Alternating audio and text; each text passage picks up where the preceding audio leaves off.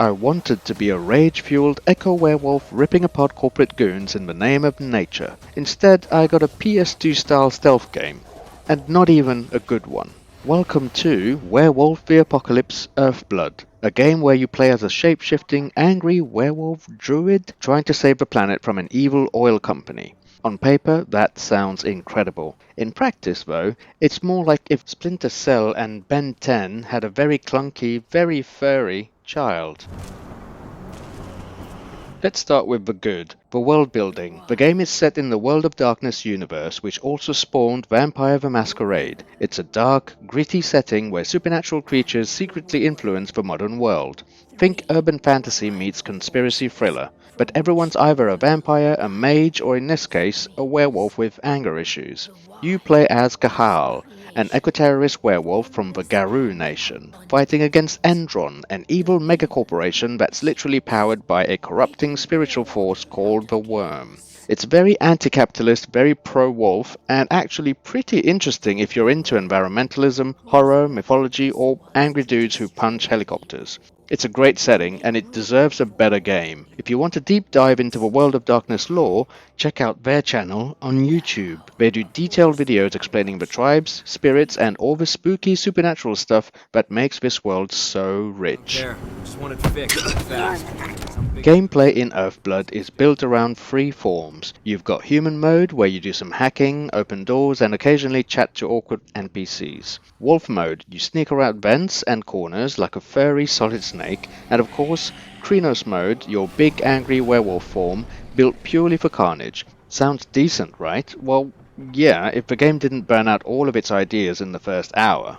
Let's talk stealth. You crouch walk around generic officers and ductwork, wait for a guard to turn their back, and press the one-button takedown. Every stealth section plays exactly the same. There's no real tension, and the AI guards are so dim you could replace them with coat racks and I wouldn't notice. And if you do get spotted, it's werewolf time. Combat is fast, brutal, and weirdly unsatisfying. You have light and heavy attacks, a dodge, a rage meter, and eventually unlock abilities like charges, slams, and area of effect roars. But everything feels weightless. Attacks don't land with any crunch, enemies just kind of flop over, and the camera gets so close during fights it feels like you're wrestling in a broom closet. There are two combat stances, agile and heavy. Agile is fast and weak. Heavy is slow and slightly less weak.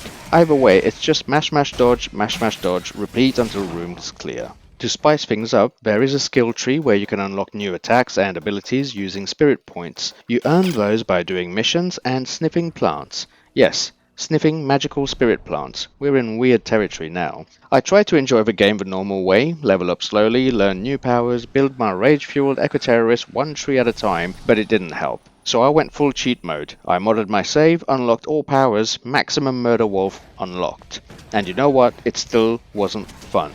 I had access to every ability, every trick, every possible combo, and it made almost no difference. Combat still felt repetitive, enemies still died like cardboard cutouts, and missions still boiled down to stealth until bored, then rip and tear.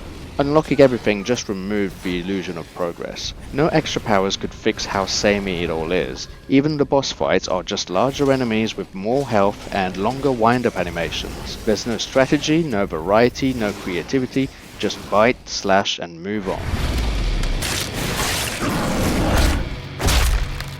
Now, the cutscenes. Look, I try to be nice, but these are rough. The animation is stiff, the facial expressions are locked somewhere between mild discomfort and diarrhea, and the voice acting sounds like everyone recorded their lines in one take through a sock. I'm going to be fine, Carl. We've been preparing this for weeks. We've calculated the risks. I was never emotionally invested because I never believed a single conversation. Even when the game is trying to be serious, it ends up feeling like a bad fan dub of a forgotten anime. Besides, looks like you need all the help you can get. And I really don't want to lose my front row tickets to the Kahal show. There are some interesting systems here. Rage management, spirit powers, and even some upgrade trees. But none of it feels deep enough to matter. It's like the developers had 10 decent ideas and gave each of them 5 minutes of attention. Werewolf the Apocalypse Earthblood has the bones of a good game. but sadly they're buried under piles of repetition, stiff animation, and combat that wears out its welcome long before the halfway mark. So I played half of the game. Normally I try really hard to finish games, but I just couldn't go on. Not because it's unplayable, but because it never really gave me a reason to care. If you are a die-hard World of Darkness fan, maybe there's enough here to keep you going. For everyone else, probably best to leave this one in the woods. Thank you for watching. Don't forget to like and subscribe if you feel like it, and stay out of corporate-owned forests. They might be hiding more than just oil rigs. No! Please, no.